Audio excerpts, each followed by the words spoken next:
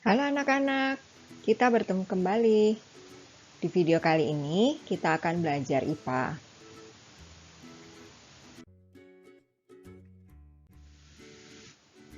Nah, masih ingat kan anak-anak apa yang kita sudah pelajari pada video pembelajaran IPA yang sebelum ini? Nah, kita sudah belajar tentang perubahan wujud zat. Ada 3 jenis wujud zat, yaitu padat, cair, dan gas. Nah, ketika zat-zat tersebut diberikan kalor atau dilepaskan kalornya, maka zat-zat tersebut dapat berubah wujudnya.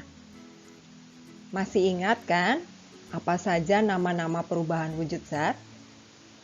Nah, sekarang kita akan belajar tentang perpindahan kalor. Kalor itu bisa berpindah. Nah, perpindahannya bisa melalui 3 cara. Yang pertama, konduksi. Kedua, konveksi. Dan yang ketiga adalah radiasi.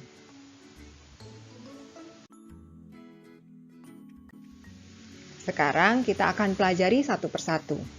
Konduksi. Konduksi itu adalah perpindahan kalor yang tidak disertai perpindahan partikel-partikelnya. Dan konduksi itu adalah perpindahan melalui zat padat.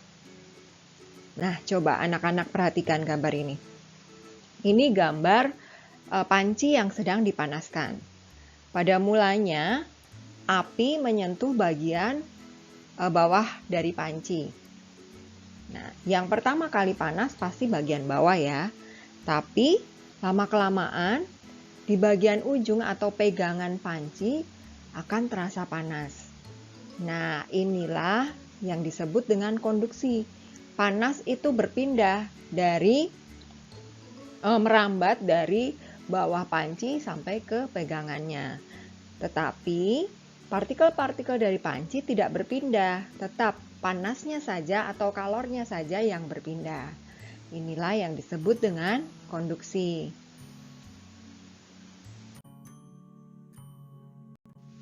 Lalu ada konveksi. Konveksi adalah perpindahan kalor yang disertai perpindahan zat perantaranya.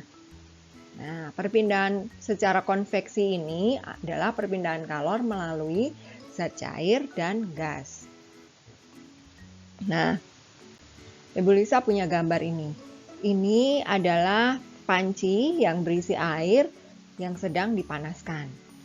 Nah, ketika memanaskan panci ini, lama-kelamaan air di dalamnya juga menjadi panas. Kalor atau panas dari api kompor, dia merambat berpindah ke air. Nah, tetapi pada konveksi ini, zat perantaranya yaitu air, dia juga ikut bergerak. Jadi, air yang panas lebih dulu kan yang bagian bawah. Nah, yang di bagian atas masih dingin nih. Lalu, air yang panas itu dia akan bergerak ke atas.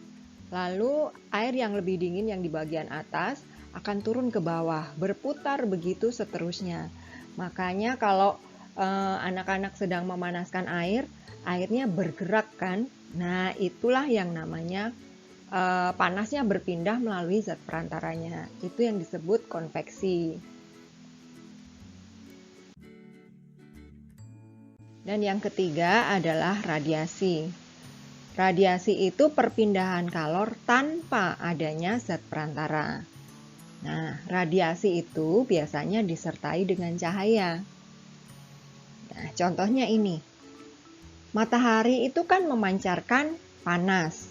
Nah, panas ketika anak-anak berada di bawah matahari, terasa panas kan? Nah, panas atau kalor dari matahari itu merambat mengenai tubuh kita tanpa ada zat perantara, jadi langsung. Nah, inilah yang dinamakan radiasi.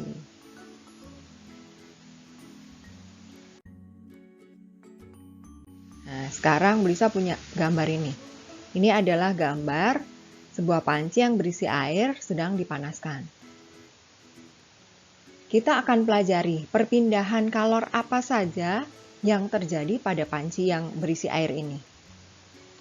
Pertama adalah konduksi. Konduksi tadi perpindahan kalor tanpa disertai perpindahan partikelnya ya. Dan biasanya terjadi pada benda padat. Jadi konduksi pada peristiwa ini adalah panas yang merambat dari api kompor ke panci. Jadi ketika dipanaskan, peristiwa konduksi ini terjadi ketika pancinya juga ikut terasa panas, yang berasal dari panasnya itu dari sumber api kompor. Lalu di sini juga terjadi konveksi, yaitu panas yang merambat melalui air. Airnya bergerak, dia berputar. Jadi seluruh air di dalam panci akan terasa panas karena pergerakan air di dalamnya. Lalu yang ketiga radiasi. Radiasi ini kan tadi perpindahan kalor tanpa zat perantara. Nah, kalornya itu kan berasal dari kompor. Ketika anak-anak berdiri di dekat kompor, anak-anak terasa panas nggak? Terasa panas kan? Nah, panas yang anak-anak rasakan itu kan berasal dari api. Api kompor itu memancarkan kalor secara radiasi, menghantarkan kalor secara radiasi. Nah, dari peristiwa ini lebih jelas kan apa saja perbedaan konduksi, konveksi, dan radiasi.